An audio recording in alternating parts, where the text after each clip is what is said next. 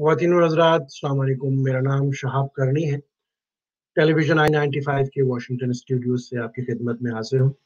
آج اگست کی 5 تاریخ ہے۔ ٹھیک ایک سال پہلے ایک بہت بڑا سانحہ ساؤتھ ایشیا میں کشمیر کے حوالے سے ہم سب کو نظر آیا، گزر رہے ہیں۔ کشمیر میں جو ٹریجڈی ہوئی ایک سال پہلے سب باخبر ہیں۔ پاکستان کے حوالے سے، پاکستان کی قوم کے حوالے سے میں کچھ چیزیں کنیکٹ کرنا چاہ رہا ہوں تاکہ وہ تاریخ کے ایک ریکارڈ کے طور پہ ہم سب کے یادداشت پہ ایڈ ہوتی چلے جائیں کہ پچھلے ایک سال میں جو کچھ ہوا۔ امیڈیٹلی اس واقعے کے بعد یونائٹڈ نیشن میں جو اجلاس تھا اس میں عمران خان صاحب آئے، وزیر اعظم پاکستان، بڑی اچھی انہوں نے تقریر فرمائی وہاں پر کشمیر کے حوالے سے۔ اس کے بعد جو ہے واشنگٹن تشریف لائے عمران خان صاحب وزیر اعظم کی حیثیت سے، اور ان کے ساتھ ہمارے چیف آف اسٹاف آرمی کے جو تھے عمر باجوہ صاحب بھی تھے، ان کے ساتھ وزراء میں علی زیدی اور زلفی بخاری بھی اس ڈیلیگیشن میں موجود تھے۔ اور پھر ہمیں یہ بتایا گیا کہ پریزیڈنٹ ٹرمپ نے ثالثی کا یعنی میڈیشن کرنے کا کشمیر کے اوپر ایگری کر لیا ہے، اور وہ بات کریں گے مودی صاحب سے ہندوستان میں۔ ایک سال ہو گیا، اس دوران اس سے کچھ پہلے اس کے بعد ہم نے دیکھا کہ بہت سے جو سعودی عرب کے، یونائٹڈ عرب کے جو حکمران تھے، انہوں نے مودی صاحب کی کیسی پذیرائی کری، اپنے اپنے دارالخلافوں میں ان کو میڈلز دیے، گارڈ آف آنر دیے اس واقعے کے بعد۔ لیکن ایک لفظ کشمیر کے اوپر نہ تو ان لوگوں نے نہ OIC نے کوئی سٹینڈ لیا۔ ٹرکی نے تھوڑا بہت سٹینڈ لیا تھا، اس کے بعد میں آتا ہوں اس واقعے کی طرف اور اس سٹینڈ کی طرف کہ ایک واقعہ ہوا کہ جب واشنگٹن کی ملاقات کے بعد، اور وہ عمران خان جو ہے وہ سعودی عرب سے آئے تھے، جنرل باجوہ تو اپنے جہاز میں فوجیوں کے ساتھ آئے تھے، ان کا تو پینٹاگون کے ساتھ جو بھی کانورسیشن تھی وہ ایک الگ ان کا پیرالل مشن تھا۔ لیکن خان صاحب سعودی عرب سے جب آنے لگے تو MBS بہت خوش ہوئے اور ان کو بھی ضرورت تھی خان صاحب کی، تو انہوں نے کہا کہ جی آپ کمرشل فلائٹ سے کیوں جا رہے ہیں، میرا جہاز لے کے چلے جائیے۔ تو بہرحال ایک پرائڈ ہوتی ہے قوم کی، میں اس کو فخر نہیں کہوں گا بلکہ ایک قوم کی حیثیت سے اسٹیٹسمین جو ہوتے ہیں وہ ان اسٹیپ سے پہلے بہت سوچ سمجھ کے ایکسپٹ کرتے ہیں ان آفرز کو۔ بہرحال وہ ان کے جہاز میں واشنگٹن آ گئے، اور اس کے بعد واپسی میں جب یہ وزٹ ختم ہو گیا تو وہ نیو یارک سے جب جانے لگے پاکستان کے لیے تو پھر اس جہاز میں سوار ہوئے جو MBS نے ان کو دیا تھا، لیکن ایک 1.5 گھنٹے کے بعد اس جہاز کو واپس بلا لیا گیا نیو یارک۔ تو وہ نیو یارک ہمیں یہ بتایا گیا کہ کوئی خرابی ہو گئی تھی، تو بھائی 1.5 گھنٹہ جب گیا تھا 1.5 گھنٹہ واپس آیا تھا، اس دوران میں خرابی ٹھیک ہو گئی تھی، اس کو تو کہیں کینیڈا وغیرہ میں لینڈ کر دینا چاہیے تھا، نیو یارک کیوں آیا؟ رات کے تقریباً 2 بجے یہ پورا ڈیلیگیشن واپس پہنچا نیو یارک، ہوٹل میں چیک ان ہوا۔ کتنی بڑی ذلت اس اسٹیٹ کے لیے، میں انسان کی تو بات ہی نہیں کر رہا، ایک نیوکلیر اسٹیٹ جو 22 کروڑ کی قوم ہے ان کے لیے کیوں ذلت تھی کہ جو بھی TOR طے ہوئے تھے، اور یہ میٹنگ جو ہے ڈونلڈ ٹرمپ سے راحیل شریف اور MBS نے ارینج کرائی تھی ایک سویلین فیس لگانے کے لیے۔ اس پوری ڈیل کے اندر جو بھی ہماری پینٹاگون اور پنڈی کے درمیان ہوئے تھے فوجیوں کے درمیان، اور راحیل شریف نے اپنا رول پلے کیا تھا۔ لیکن جب خان صاحب نے ٹرکی کے معاملے میں نیو یارک میں کچھ میٹنگز کریں اردوغان کے ساتھ، اور جب یہ طے ہوا کہ ملیشیا میں جو سبمٹ ہوگی اس میں پاکستان حصہ لے گا، وہ بات MBS کو پتہ چل گئی، کیونکہ 24 گھنٹے کی ٹائم ڈفرنس تھا ان نیگوسیشن اور ڈیلیبریشن میں اور ان کی اطلاع پہنچنے میں۔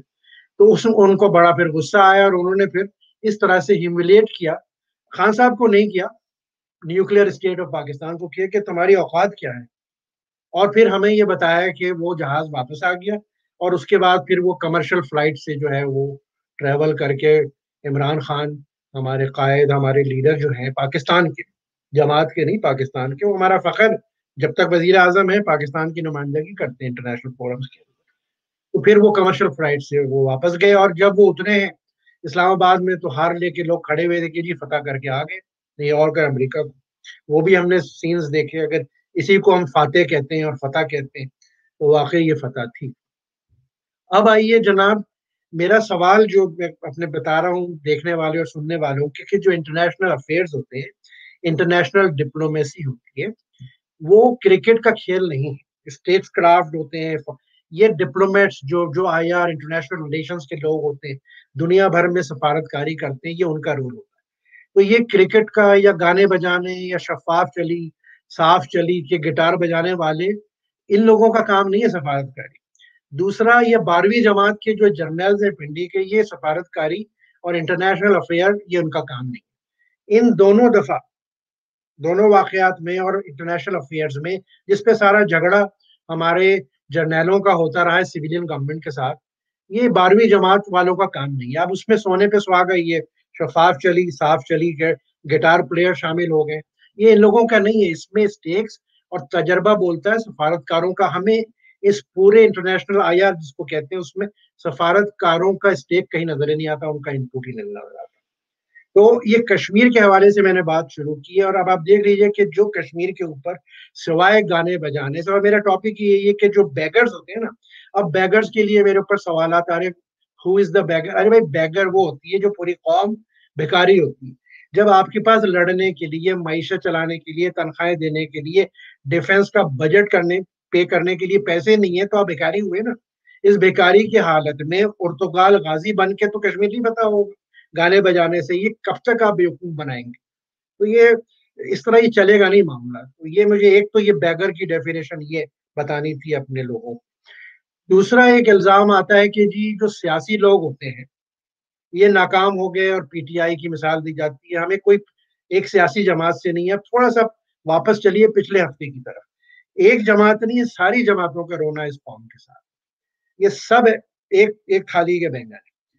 ایک ہفتے پہلے تک ہمیں بتایا جا رہا تھا کہ جی وہ ایف اے ٹی ایف کے اوپر اب ہمارا اختلاف ہے, ہم ووٹنگ ہم نہ ہاؤس میں دیں گے نہ سینٹ میں دیں گے. مسلم لیگ نون کی کوئی پوزیشن ہے, پیپلز پارٹی کی کوئی پوزیشن ہے. 5 دن پہلے ملاقات ہوتی ہے, ایک نام ہے رحمان ملک صاحب, جو آج کل سنتھیا رچی کے حوالے سے مشہور ہے. سنتھیا کو چھوڑ دیجیے, نوڈیرو میں وصیت نکلی, وہ بھی رحمان ملک نے نکال کے دیا آصف زرداری کہ بھائی بلاول اور تمہارے نام پارٹی ہوگی. اس سے پہلے بی بی جب زندہ تھی تو لندن میں جو نواز شریف کی ملاقات ہوئی بی بی کے ساتھ, نیگوسیشن ہوئے, وہ بھی رحمان ملک کے تھے. اس کے بعد زرداری صاحب کے اور بی بی کے جو اکاؤنٹ کھلے جہاں ٹرانزیکشن تھے آئل کے عراق کے ساتھ, وہ بھی رحمان ملک کو سائن ہولڈر تھے. تو جب ایسے نازک کراس روڈ آئے پیپلز پارٹی میں, وہاں تو رحمان ملک. اب سنتھیا رچی کے حوالے سے رحمان ملک مشہور ہو گئے, لیکن ہمارے جنرل باجوہ نے ان کو بلا کے پتہ نہیں کیا تعویذ پھونکا کہ پیپلز پارٹی نے فوراً ووٹ ڈال دیے ان ایف ٹی ایف کے بلوں کے اوپر, کوئی بات چیت نہیں ہوئی. اب آپ آ جائیے نون لیگ کے اوپر, جو ہم کہتے ہیں کہ جی وہ ووٹ کو عزت دو. بھائی آپ کے جو لیڈران ہیں وہ تو لندن میں بیٹھے ہوئے ہیں, جنہوں نے یہ پورا مینٹرا جو پورا منزل دیا تھا اس قوم. اب جو نیچے کے لوگ رہ گئے, اس میں بڑے اچھے لوگ بھی ہیں, اس میں جناب آپ کے سینیٹرز ہیں, اس میں نیشنل اسمبلی کے ممبر ہیں جو پارٹی کے انہوں نے ووٹ بھی نہیں دیا سینٹ کے اندر, بہت سے لوگ ووٹ, لیکن وہ بیچارے جو ہے وہ کسی گنتی میں نہیں ہے. پتہ نہیں کیا پھونکا کہ سب 16 منٹ میں 2 بل پاس ہو گئے. نون لیگ کو لے لیجئے, پیپلز پارٹی کو لے لیجئے, دونوں نے ووٹ ڈال دیے دانت اپنے کھول کے اور مسکراتے ہوئے. تو میرا کہنے کا مطلب یہ کہ یہ ہمیں غلط نہ سمجھے کہ ہم کوئی ایک پارٹی کے خلاف ہیں, یہ میں جو کہتا ہوں نہیں, یہ سب ملے ہوئے ہیں. اور جب ہم بات کرتے ہیں فوج کی, تو پلیز فار گاڈ سیک, یہ فوج کی نہیں ہے, کچھ جرنیلوں کی بات ہوتی ہے جن کے اپنے کمرشل انٹرسٹ ہیں, ایکسٹینشن کے مفادات ہوتے ہیں, انویسٹمنٹس ہوتے ہیں. اور جب میں سیاسی پارٹیوں کی بات کرتا ہوں تو یہ 2 نمبر کی جو سیکنڈ اور تھرڈ ٹیئر کے لوگ ہیں, نہیں, یہ سب نہ. آپ جو ہمیں سن رہے ہیں دیکھ رہے ہیں, آپ سب کی نیت پاکستان کے متعلق اچھی ہے, آپ خواب دیکھتے ہیں, اچھی بات ہے, آپ اچھا چاہتے ہیں, ہم بھی اچھا چاہتے ہیں, لیکن ہمیں یہ بنیادی چیزیں سمجھنی پڑیں گی کہ یہ جو ہے نا فوج کے جو کچھ جرنیل ہیں, انہوں نے ایک نیکسس اور مافیا بنائے ہوئے سیاسی پارٹیوں میں, چاہے وہ ایم کیو ایم ہو, نون لیگ ہو, پیپلز پارٹی ہو, کوئی بھی ہو. اس میں انہوں نے اپنے پروکسیز کیا ہوتا ہے, اپنے نمائندے چھوڑے ہوئے. پہلے عشرت العباد ایم کیو ایم میں ہوتے تھے, اب فاروق نسیم. پروکسیز پیپلز پارٹی میں کون ہے, رحمان ملک کا نام لے دیا میں نے, 2-3 اور بھی ہوں گے اس وقت, کیونکہ کرنٹ افیئر پہ رڈار پہ نہیں, ہم ان کا نام نہیں لیتے. نون لیگ میں بھی آپ کو نظر آ رہے ہیں کہ پروکسیز हर जगह होते हैं, इनको ये कहते हैं GSA, जनरल सेल्स एजेंट, जिसके थ्रू ये पार्टियों को मैनेज करते हैं। ये चला आ रहा है तकरीबन 58 से, ये कोई अभी ताज़ा वो नहीं है। सिर्फ स्क्रिप्ट एक है, किरदार बदलते रहे, कहानियां का एजेंडा बदलता रहा, लेकिन बॉटम लाइन यही है जो आज हम देख रहे हैं।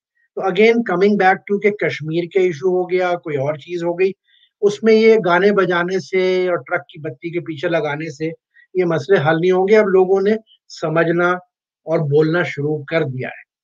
तो इस तरह से ये मेरा आज का यही कहना था कि 5 अगस्त है, 1 साल हो गया है। कश्मीर की ट्रेजिडी अपनी जगह वैसे ही खड़ी हुई है, लेकिन ना तो इन जर्नैलों का कोई रोल है उसमें, ना होगा, ये हमें पहले दिन से पता था। ना जो भी सिविलियन हुकूमत आ जाए, चाहे वो हो, कोई आइंदा आने वाली हो, कुछ भी हो जाए, ये अपने मफादात के लिए तब्दीली तो आ जाएगी, लेकिन उससे पाकिस्तान की standing as a bagger in the league of Nations ना कोई स्टैंडिंग है, क्योंकि आपके पास तो पैसे ही नहीं है। यही आज का मेरा कहने का मकसद था आज के दिन।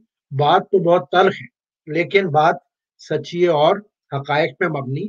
अगर हम में से हमारे देखने वाले सुनने वाले कोई एतराज करते हैं, तो आज भी लॉजिक के साथ हमें चैट बॉक्स में कर सकते हैं, ऐड कर सकते हैं, अपनी ओपिनियन दे सकते हैं, लेकिन गाली गलौज से, जज्बाती हो के, मुझे बुरा भला कहने से ना तो बेगिंग बाउल से आप निकल आएंगे, ना कश्मीर फतह हो जाएगा।